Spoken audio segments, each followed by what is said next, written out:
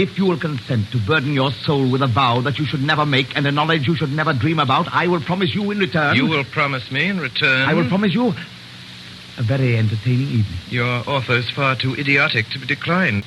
Permit me here and now to promise as a good comrade and a fellow artist that I will not report any of this, whatever it is, to the police.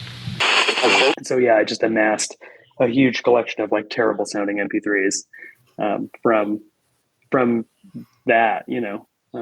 And viruses. Yes, definitely, yeah. And just, you know, like Hey, Troy.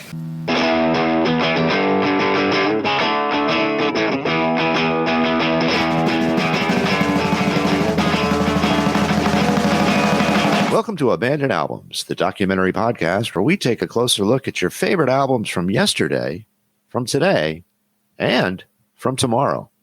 I'm your host, Keith R. Higgins, and joining me, as always, is the man who owns the house, who is the master of disaster, Mr. Jeff Calhoun. It's a lot of disaster this week. Good evening. Since we're all strangers to each other, let's get acquainted with a drink, shall we? On this episode, Keith and Geoff welcome singer-songwriter Mo Troper into Thunderlove Studio to chat about power pop, his career, and the legacy of Chris Bell's I Am the Cosmos.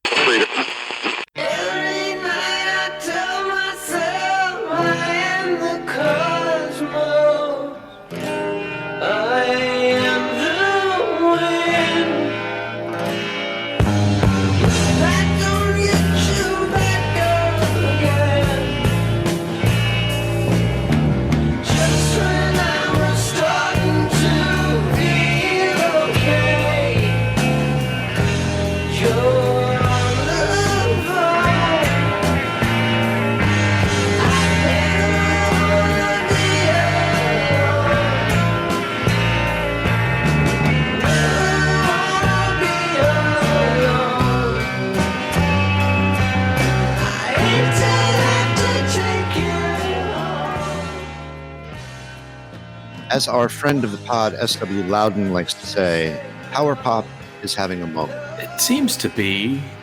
I'm in a moment where I wonder if I've just liked the correct people and feeds on Instagram to be receiving this moment, or if it really is like a cultural, like a musical thing that's happening. It seems like a recurring theme in my life. Yes, same here. So we have Mo Troper on this week, who's going to talk to us about Chris Bell's I Am the Cosmos, which is one of those legendary songs. You and I, Keith, have talked about Big Star, and I think both of us fall into that camp of I can listen to it and enjoy it and appreciate it, but I don't seek it out. You know, if I want power pop, I tend to lean maybe a little more modern. You know, I'll reach for the Cars before I'll reach for Big Star.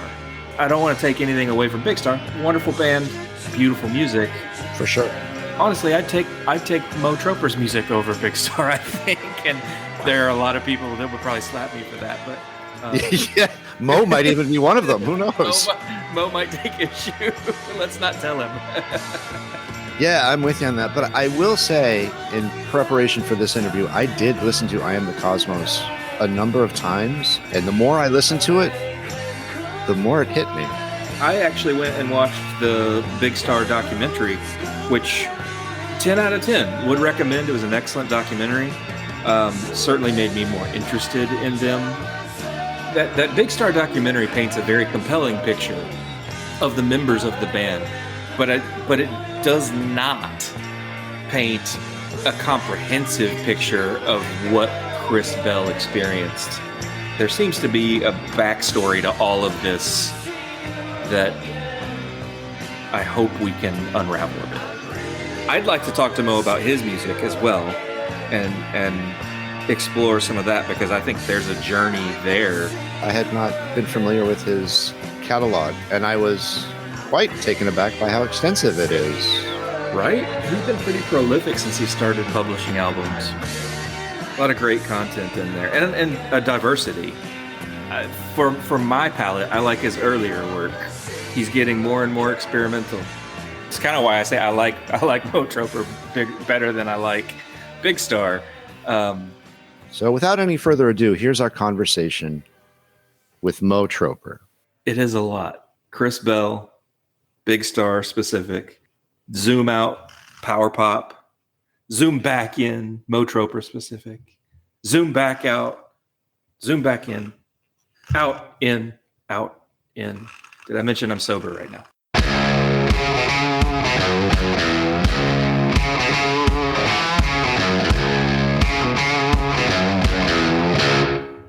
Mo, thank you very much for joining us. Now, we're going to talk about a lot of things tonight, but where I want to start is the article you wrote for the Power Pop Journal, the inaugural Power Pop Journal, Remember the Lightning, a guitar pop journal. Yes, Steve's.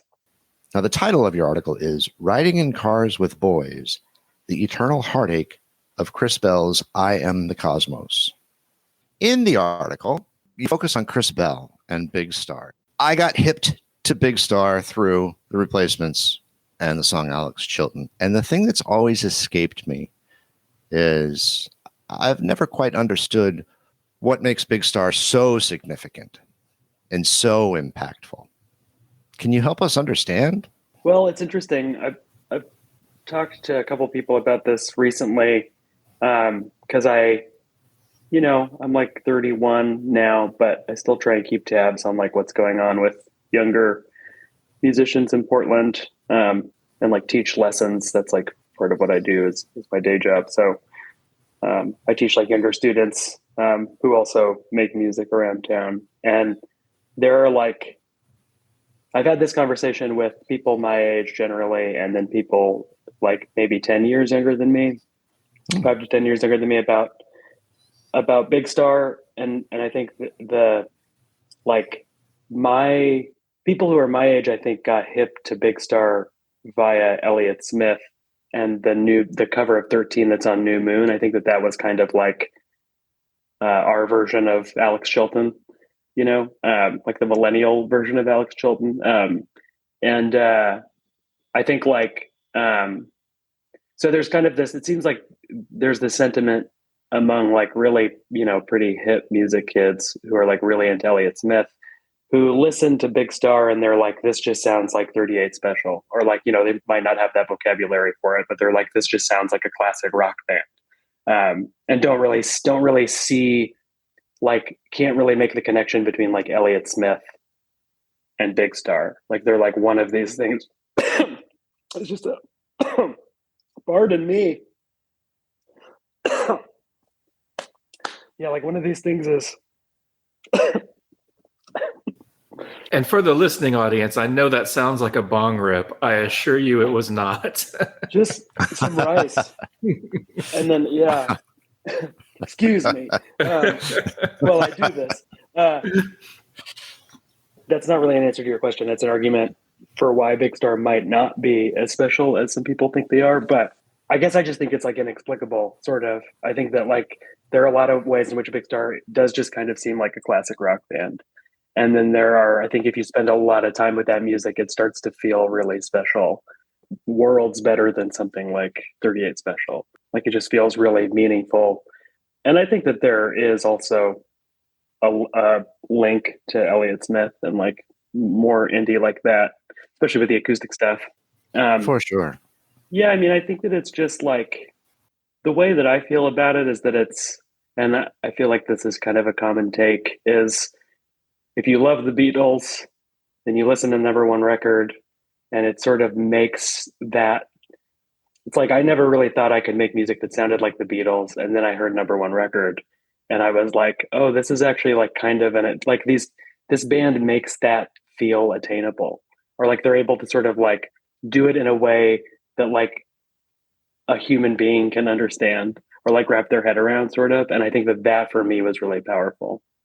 And I think that that's why they're regarded as like the quintessential power pop band, because it's like, it just feels like, oh, I can do this, or I can try and do this, as opposed to like, Strawberry Fields Forever or something, where it's like, or even like an early Beatles song, like Anytime at All, where I'm just like, how can a 21-year-old come up with those chord changes? Right. I don't know. Yeah, there's just something about it that feels more attainable. And I think that that's what makes it feel more human and makes it feel really special. It's like sort of these kids who are writing like just beyond their abilities. Like it was just, like really just super precocious. I will take that for sure. In the article, you seem to lean in a little bit to the role Chris Bell played in that group. I mean, Alex Chilton obviously is, the face and the voice, but you seem to take a particular interest in Chris's role.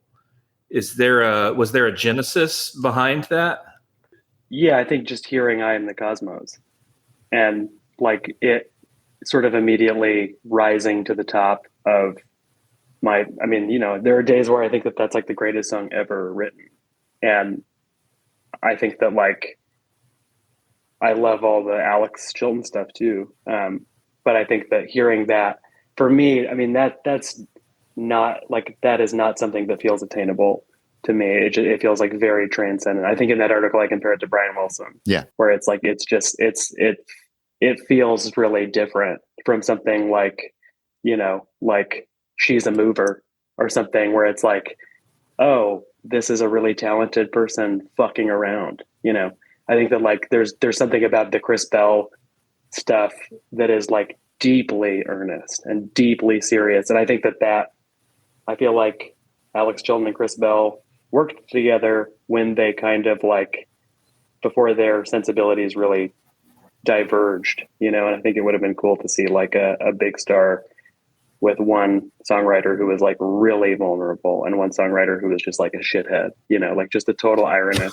And I love Alex Chilton for that.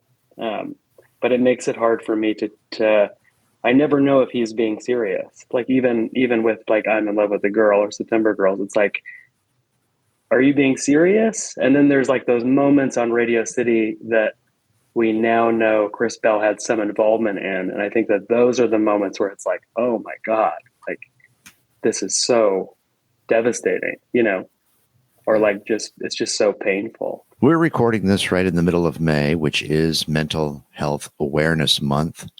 And in the Big Star documentary, Nothing Can Hurt Me, the story sort of dances around Chris Bell's mental health. Is there anything you can tell us about that? Well, I know that he was committed, or maybe voluntarily admitted himself. I don't know the details. I've read a little bit of the book. There's like a Chris Bell biography, and I know that he did struggle with it and was like, I think he had like a major depressive disorder. Like he was diagnosed as a depressive person. But I don't know much beyond that. Like obviously there was like a very different culture around that, especially, I imagine, especially in the South, from what else I know about him and his life, it just seems like there's just so much shit going on that probably compounded whatever he was predisposed to. In the article, you do make you briefly touch on I forget your line exactly, but it's something to the effect of, I don't want to go into a mental health and creativity discussion. Yeah, I think that there's his mental health, and then there's also his sexuality, which is sort of the elephant in the room. I have basically heard on good authority that like there was a lot of content on that was cut from the Big Star documentary. I don't think that anybody at any of Chris Bell's like surviving family members want that discussed at all, and it just seems like it's such a footnote in like the story of Big Star and the story of the band. And there is some stuff like I've also heard on good authority that there's like a lot of stuff between Chris Bell and Alex Chilton and John Fry, like a lot of really pretty juicy stuff. And I do think that it's like, like this is all anyone talks about when they talk about rumors, but suddenly because it's like some gay stuff, like it's just like, no, it has nothing to do with the music. It's like, give me a break.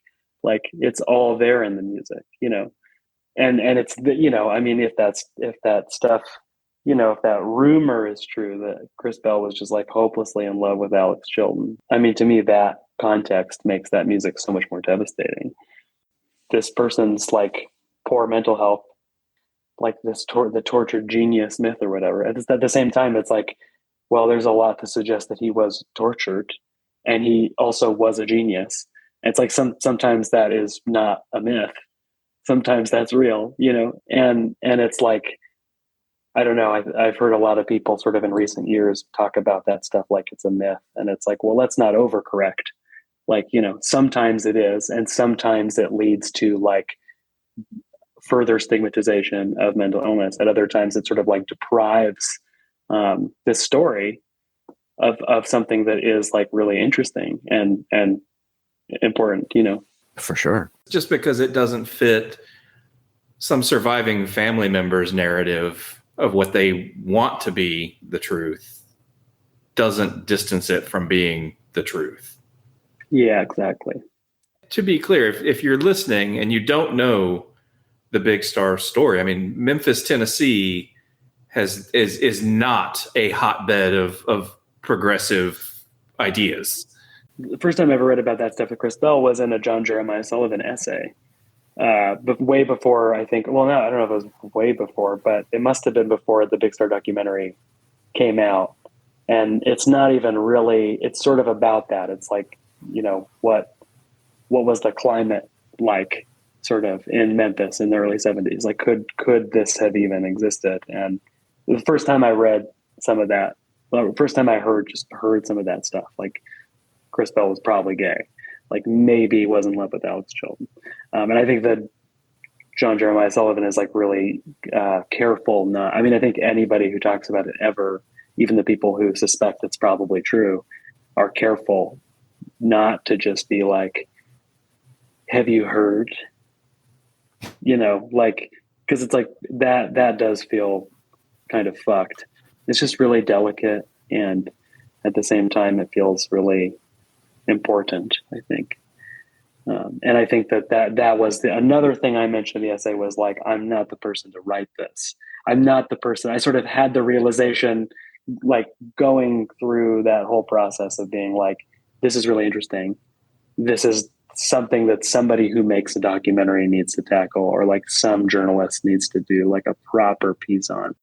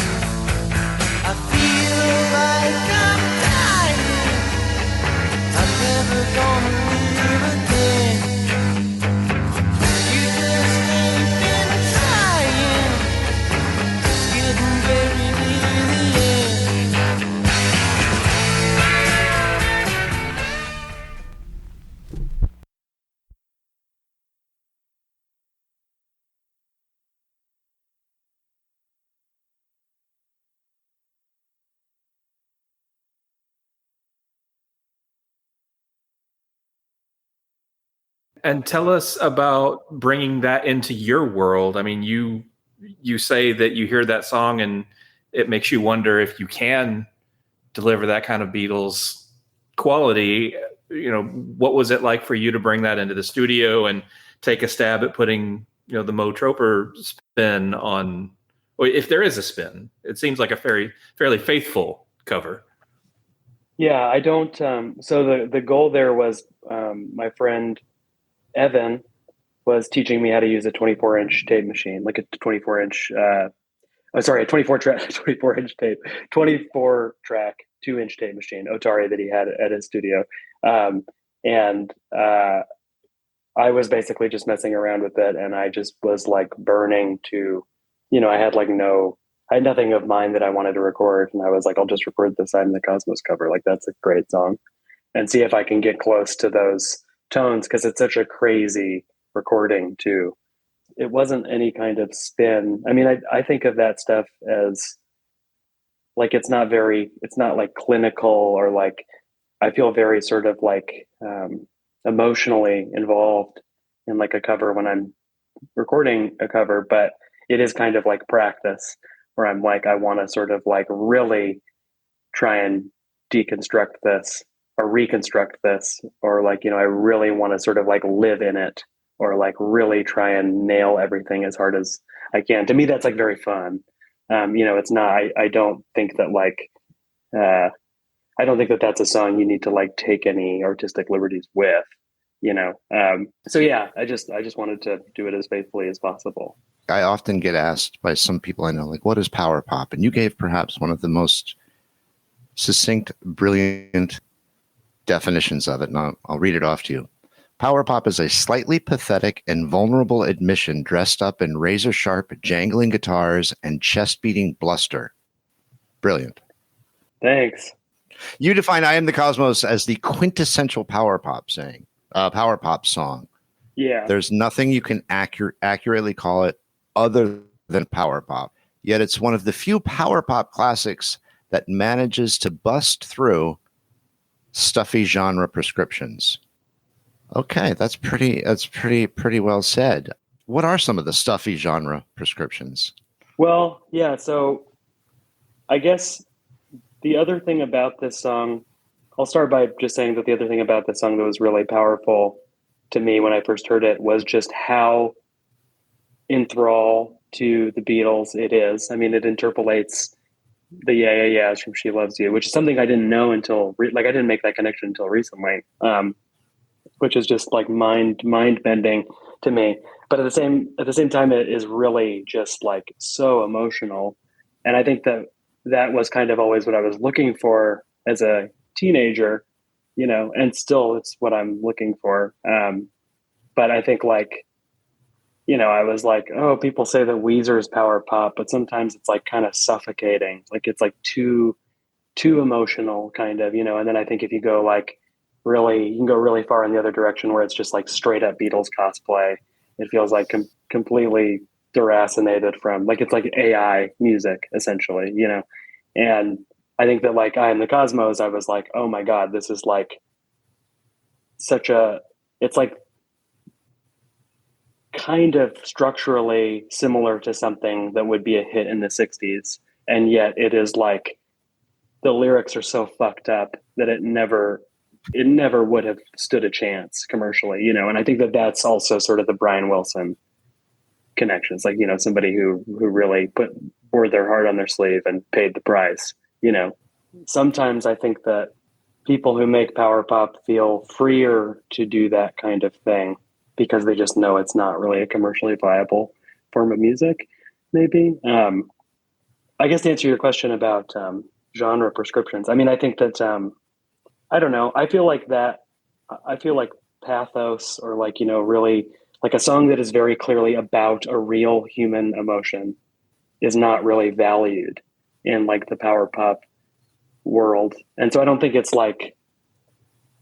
that people are like against it necessarily. I think it's just like not, and I'm making generalizations too, but I think that it's just not like, it seems like sort of like when I read some of those power pop blogs or whatever, it's like the canon is always sort of like, it's like, how close to the Beatles can they get musically, or like the Raspberries or Badfinger or whatever. And it's like, I don't really see a lot of attention paid to like lyrics, emotional content.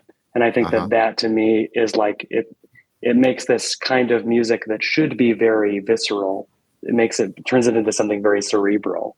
And like that, I think, is whack. And like, I don't like that kind of power pop, I mean, I think that one thing that I've one complaint with this song that I've heard some people I know some people have is like that it's too slow. And I think that, yeah, people like associate people. I think that generally power pop is like pretty fast, like mid tempo, to brisk, moderato to, but you know, it's like I Am the Cosmos is really fucking slow. And the pre Verisped version is even slower.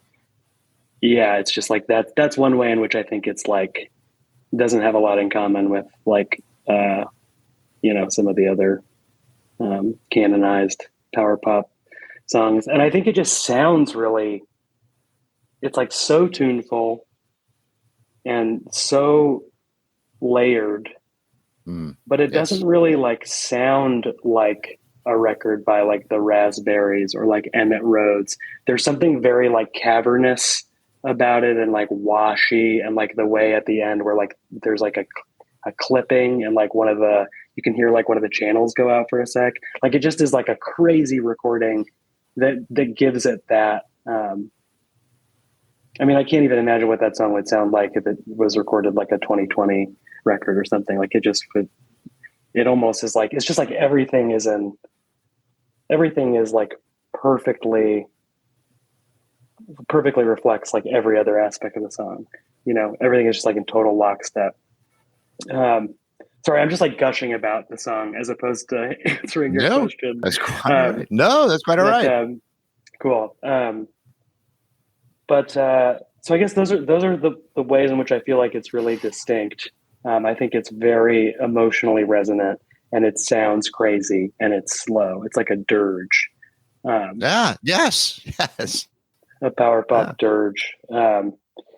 It's like a nightmare kind of a song. It's like a nightmare version of a Beatles song, you know. I think the misconception about power pop, to your point, is that it's really mid-tempo, fast tempo, happy stuff. Given what we're just talking about, would it be out of line to say a song like Here Comes a Regular by the Replacements could certainly fall under the power pop umbrella, as we've just discussed, like I Am the Cosmos, right? Yeah. I mean, the Replacements are, again, a great example, and also a great example of a band that there are some replacement songs, like especially some of the stuff on Tim, where it's like, what can you call this other than power pop? At the same time, it obviously transcends the genre. Like nobody really thinks about the Replacements as a power pop band, and it's like, why is that? Because they fucking mean it, you know. It's not just like this kind of like dorky, like whatever, you know. It's like very, and sometimes it is dorky, but in a way that like feels very real to me, I guess, you know. Yeah. Very much so. It's an interesting conversation because when I think of the genre, I typically think of style over substance. There's certain instrumentation that lends itself to, if I hear a tambourine in a song, the chances of me labeling it as power pop go up 300%, like it's just. So it's interesting to pull it apart and say, there's a what's the word that I'm looking for here, Keith Higgins? It's not academic, but there's an intelligence to the lyric that, it doesn't all have to be. I'll cite to me a premium example of this is, I think Sloan is a band that really is successful delivering really smart lyrics and substantive lyrics. And sure, there might be a tambourine in there and it might be a certain beats per minute, but it's, it's also smart music, which is why I think that's a band that's been so successful over many albums, delivering in that format. Totally, yeah. I think that the bands that, including Sloan, the bands that the sort of like 90s wave of power pop bands really got that. And I think to me, like the stuff like 2020 or Shoes or whatever, it's like that. I think that stuff is cool as like a historical document, kind of. I don't really there aren't any Badfinger records I go back and listen to. I love the singles. But I think that some of it does feel very dumb to me.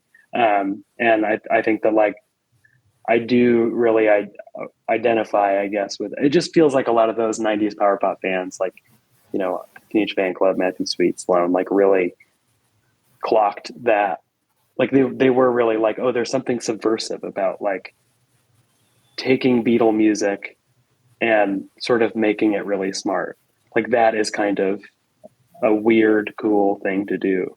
And I think that like, yeah, it's just like a very fruitful sandbox kind of, you know, and I think that I guess what pains me, I guess, is just like the fact that that still isn't, that it's still kind of like, does this band sort of like hit all the marks kind of like aesthetically or whatever? Like, do they, you know, do they wear Chelsea boots? Do they have Rickenbackers? Like it's kind of like it is very style over substance. And it's like, even when there's even a band like Sloan, when I see that band being discussed in power pop circles, it's like, you know, like it feels very much sort of like rooted in that type of like surface level discussion, and not really like, okay, but talk about like the song, you know, like this is art we're talking about here, not like a fucking ad, you know?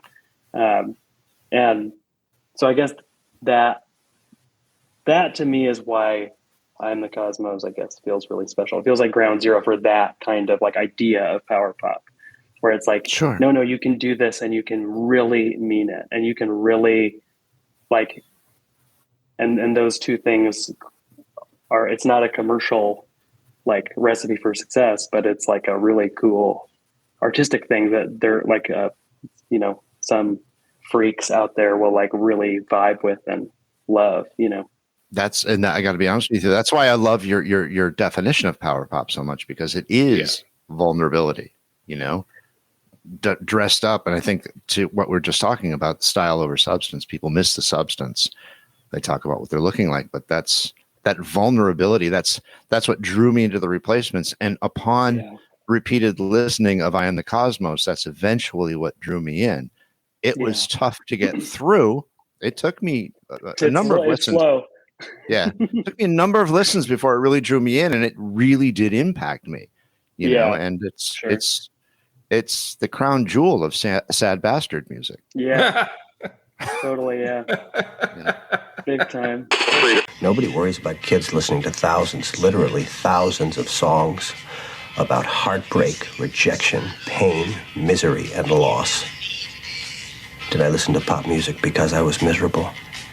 Or was I miserable because I listened to pop music? Let's jump the tracks a little bit and get away from I Am the Cosmos. And I want to start with your early recordings, Beloved, Gold, and even into Exposure and Response. From what I can see, that was 2016, 2017, 2017. Like those are 3 records in pretty rapid succession. I do hear a lot of those bands that we mentioned. I hear Teenage Fan Club and Sloan and some of your early recordings. I want to say, I think a part of it is just that you have an ear for a good hook. I think you understand what, you know, connectivity in music means and how to turn a phrase, especially how to turn a phrase. Nice. There's a consistency to those 3 records that I wonder if there was something in your head that was informing your music. You know, where were you drawing inspiration from as you were getting started with those first 3 records? Yeah, that's a good question. Well, I guess first, just to clarify, Gold is like a collection of songs that I did with bands before I put out Beloved, like high school bands, kind of like high school, early 20s bands. I think a lot of that stuff was informed by, I mean, it's definitely like rougher. I think that there was a really pretty vibrant like emo and pop punk scene in Portland at the time. And I think like, you know, like the closest, like pretty much all of my bandmates, like I couldn't really, at the time, you know, I didn't know anybody else who was like, yeah, I love Spilt Milk by Jellyfish or whatever. You know, I think that now that I'm older, I find that a lot more, because I think that those, as time goes on, like those people start to just like circle the drain, they all meet. But at the time it was like, I couldn't find anybody to play music with who really liked the kind of music I wanted to make. And it was kind of just like, well, Weezer? And I'd be like, oh yeah. It's like, all right, let's do Weezer, kind of. And so I think that is the common thread. It's just like having a band of people who don't really know what it is I'm going for. And I think that can sometimes be cool, but I listen to those recordings now and I'm like, I was just kind of confused. You call me over, wounded critter. I can't move any faster. If I could, I'd be a dancer. This is just a cover-up. I really hate your guts. I think you've had enough. But who am I to judge? Tell me what you've learned. I'm the boss as far as you're concerned. The customer's always right, except when they aren't.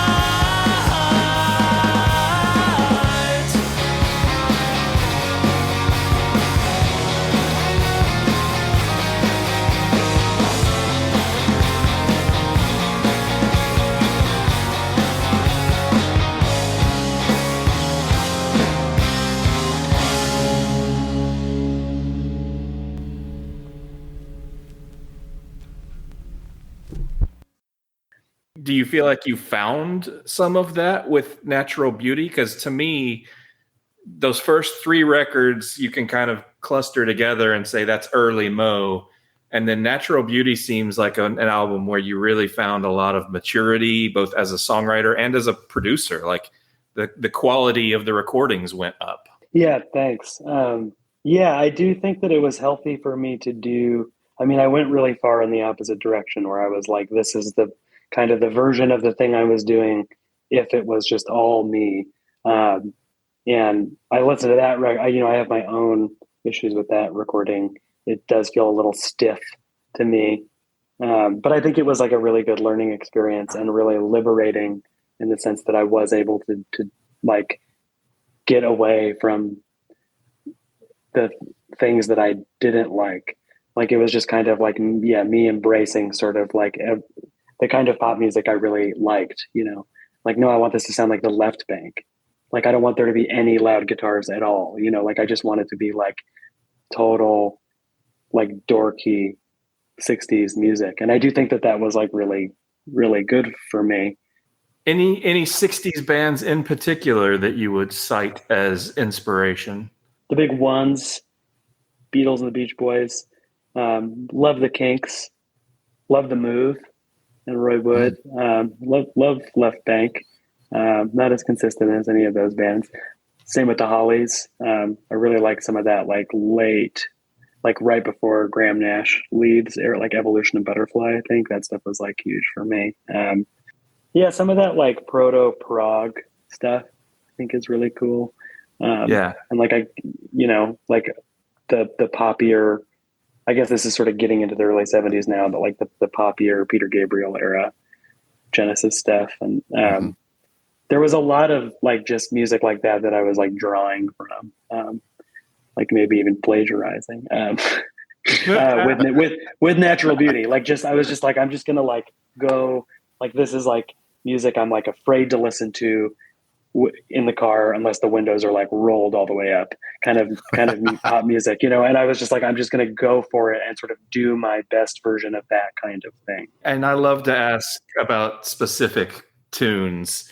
And I know that this is many years ago. So if you don't remember, no big deal. Sure. Almost Full Control. That's an interesting one because it's a co-write.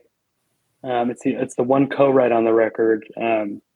And I wrote with my friend Nick, who I was in a band with called Teen Spot many years ago. And we basically wrote a bunch of songs for a Teen Spot record that was never made. And it's like, I think pretty much done now, but we were still kind of like mining that material. The song itself is like about a deteriorating relationship. And there was somebody, I mean, this is kind of like a common theme, I guess, in my life and also in my songs, I think, is this like self-consciousness about wanting control, like self-consciousness around being a control freak. And so there was somebody who basically wrote a song that wasn't about me. They wrote a song about me called Full Control. And so I just was like, that's where the title comes from. Kind of disconnected from the actual like content, like lyrical contents. It's got a part in it that sounds a lot like the Birds. Speaking of plagiarism, it's got the I'll Feel a Whole Lot. I mean, that's another band I love, of course. Yeah. Sorry, that's like maybe that's a shitty answer.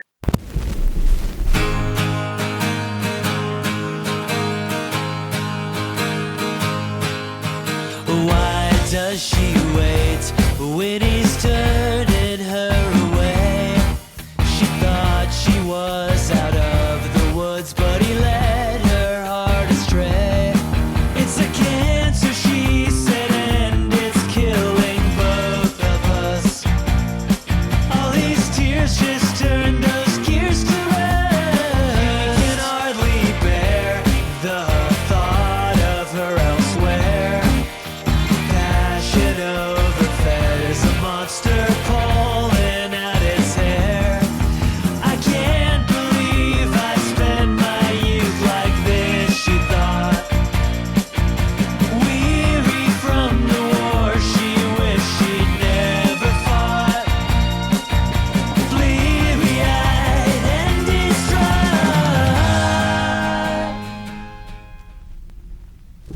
These bands that you're referencing that you enjoyed, how did you get exposure to them? Is Elliott Smith ground zero, and then you just sort of went out from there, or? Yeah, a lot of it is my mom, who's like actually a huge Replacements and Kinks fan.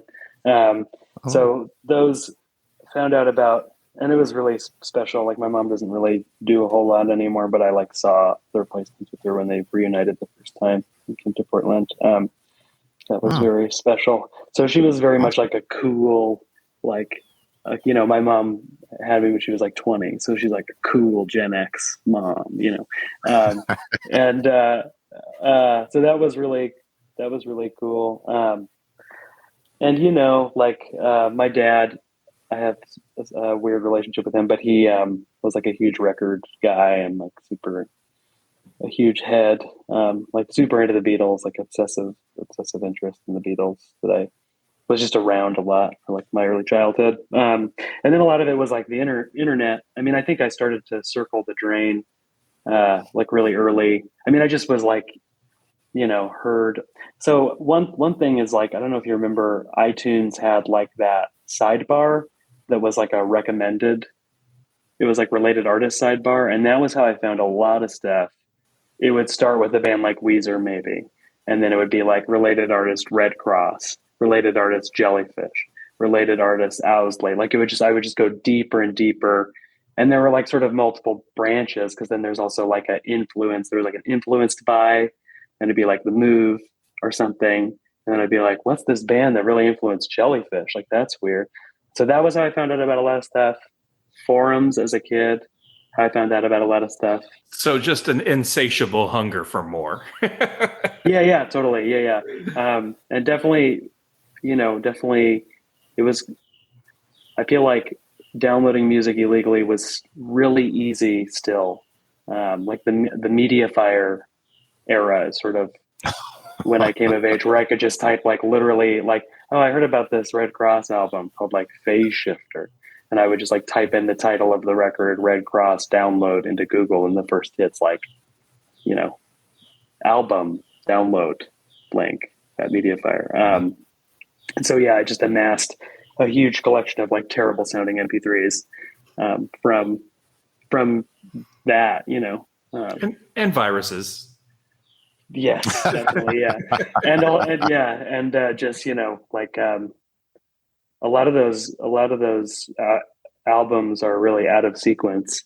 And so like there are some albums that when I finally heard like the real versions, I was like, this is fucked up. Like there's no way Either or actually by Elliott Smith is one of those where there was no like sequence that came with the download. So it just like whatever I loaded it into iTunes that first time, that was just what it was to me. And like still like to this day, I cannot listen to the like Say Yes is the last song on that record. I'm like, that is fucked up. That is perverse. I cannot do that. I would say those are like the main ways I found out about a lot of stuff. Very cool. Moving ahead in your career to the album MTV, I'm going to ask the obvious question. Did you have any copyright issues or trademark issues with calling it that? No. And I've heard that with titles, you can kind of call it whatever you want. But they did pass on a write-up. I had like a publicist try and pitch the record to MTV, and we were kind of like, wouldn't this be funny? And they were like, absolutely not. You mean a corporate juggernaut doesn't have a huge sense of humor? I'm shocked. Yeah, I think MTV News just went under, which is really pretty tragic for all the freelancers who work there, but less tragic for the company, which has always sucked. So I guess that's the way it goes. Well, let's talk about that record. You were kind of chugging along with, and we talk about style over substance, but it's not just. I don't know if this element of pop music is more style or substance, but I think one of the things that we look for in pop music is familiarity and to some extent predictability. I think that you had a comfortable spot with that predictability in the music where you were kind of leaning into what felt familiar. Yeah. MTV ain't that. I think if you were Sloan and Matthew Sweet before, now it's like, you remember the Ween record where they had the Scotch Guard bong on the cover? Like that's where cool. MTV goes to me, is like, okay, Mo found the Scotch Guard bong on this one. Yeah, totally. What's weird is that I actually think it is the most personal record I've ever made, by a long shot. And I think that Dilettante, the record I did right before that, is more sort of the like, it is a lot of goofs and gags, and some of it is very personal, but it's all sort of like mixed in with stuff that is like, there's like an Elvis Costello pastiche called Wet T-Shirt Contest that I like wrote in the shower. So it's just like a sort of a motley collection of songs. But MTV is like pretty much, it's just really personal music that I think is, and it wasn't contrived, I think, in any way. It was like a friend of mine, Tony Molina, was like, you should record with tape. And I was like, cool. And got an 8-track. My friend happened to be selling 2 8-tracks and then bought one and was like, I'm going to make a record on tape, and then did it and then released it. Like, it was like finished it in April, I think, got it mastered in May, it came out in September. It was like an insane turnaround. And so you were limited to 8 tracks the whole time? Not exactly, because you can do something called ping-ponging. And I was also sort of using the computer to bus. Are you familiar with ping-ponging? Okay, so this is the beauty of a 8-track, is that you can do this in stereo, which is not something you can do on a 4-track. You can do it in mono, but just to use a 4-track as an example, you'll basically record 3 tracks on tracks 1 through 3, and then bounce tracks 1 through 3 onto a single mono track 4. And then now the idea is that you do the same thing with 1 and 2, and then bounce 4 and 1 and 2 to 3. So you basically will always have a certain amount of tracks open. You can go totally crazy with this, like just hog shit with 8 tracks. And yeah, I just got to a point where I was like sending it, I was doing a bunch of that, sending it to the computer, sending it back to the tape machine, speeding it up. Like I just got so in the tape zone. Like I was like, Tony Molina's right. This is crazy. And it really just changed the way, it just, fundamentally changed the way I thought about recording and music, I think. And it changed the way I listened to records. Yeah. Especially records made in the 60s. There's a lot of experimentation, I feel like, in this new record. Yeah, I think so. But it's just insofar as it's me trying to figure out how to use a tape machine, I think, but there was not any I wasn't here's the here's the song that sounds like Django Reinhardt. There wasn't there was no point in making that record where I was here's the weird song. It was there are I do sort of generally want to make records where there's a lot of it covers a lot of ground stylistically. I mean, that is what I really like about Ween, is that it's you never know what you're going to get. And I think that I tried to do that, or I just tried to sort of I just felt totally sort of open to all of that stuff. I was oh, I have an idea for a song that sounds like this.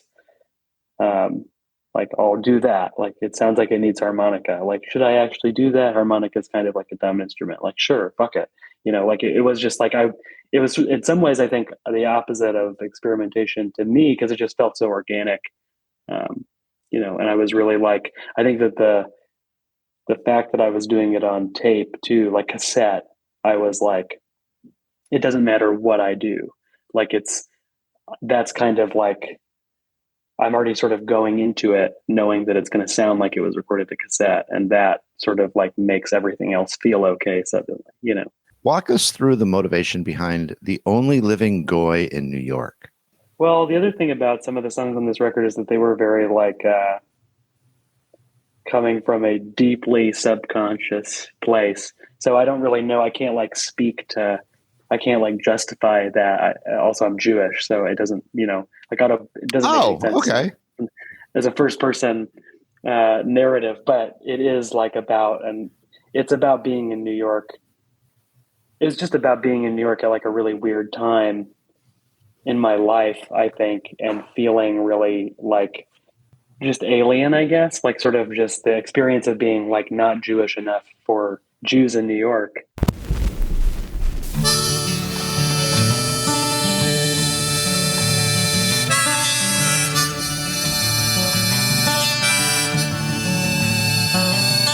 I walked for what felt like a million miles to the liquor store. It was raining so hard that I fell out of style. The only living goy in New York. Back at the crash spot, I indulged my habits, then fell asleep on the floor. I took my best shot, but I'm so out of practice. The only living goy in New York.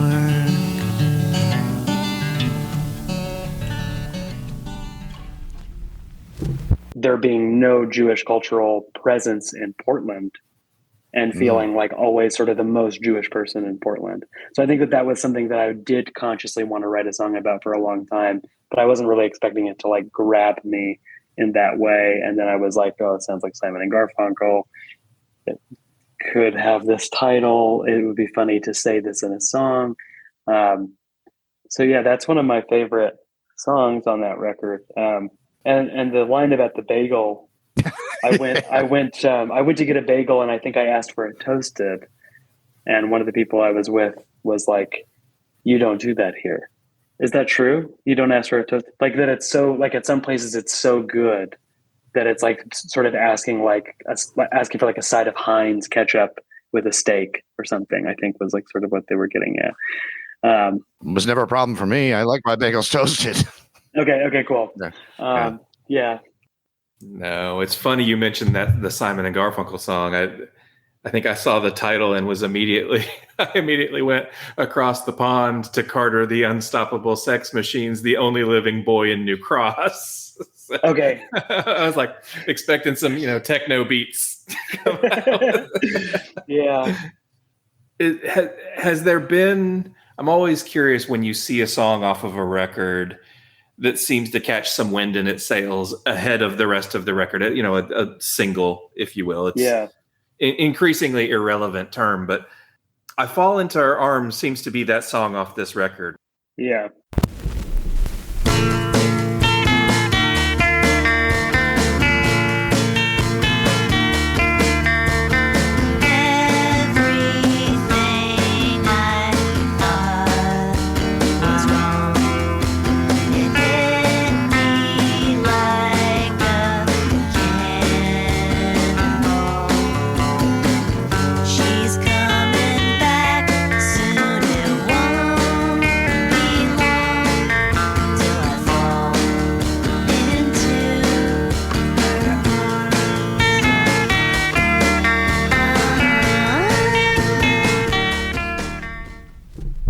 Was that something that you were pushing, or is that something that the audience just latched onto?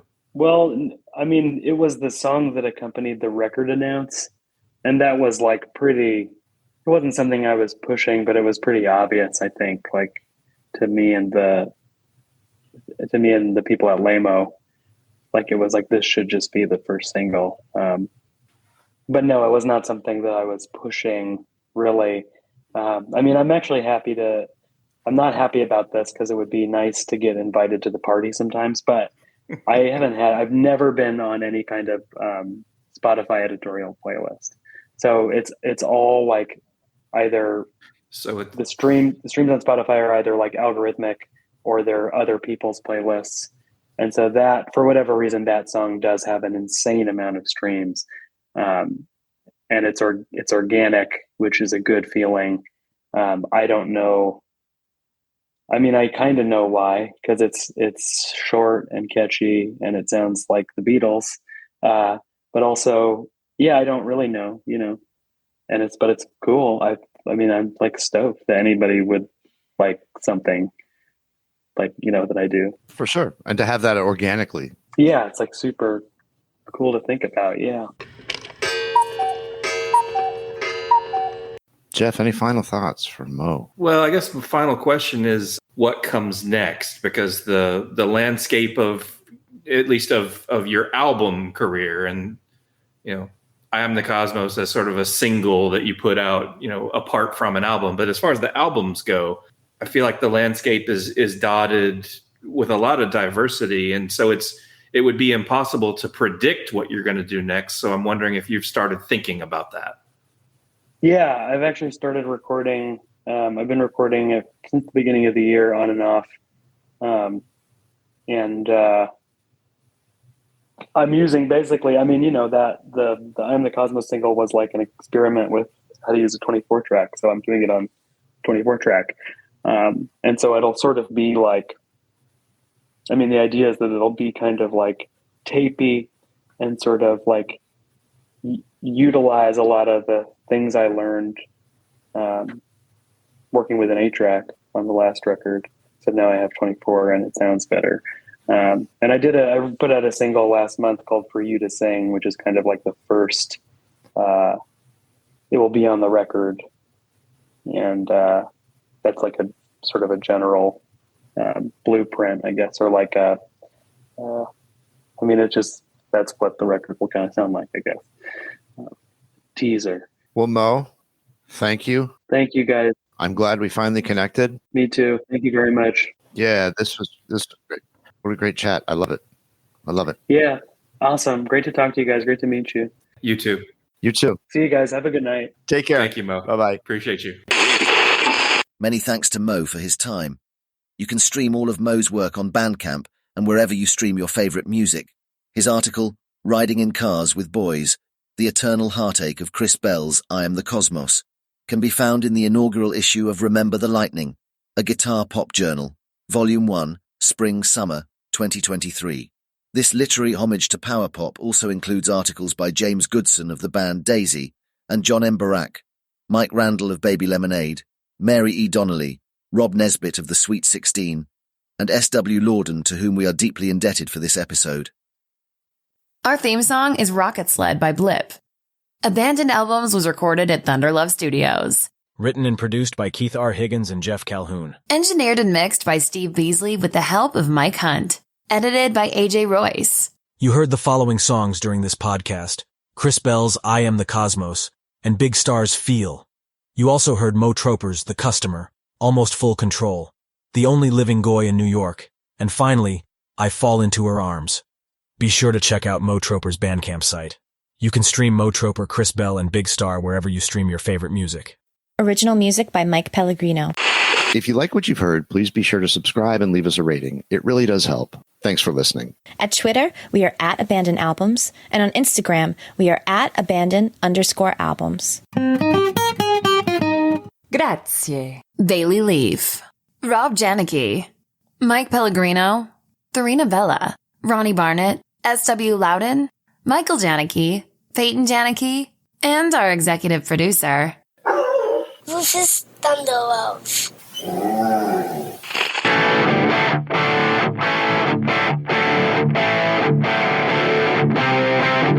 And now, until we meet again next time, I remain as always obediently yours.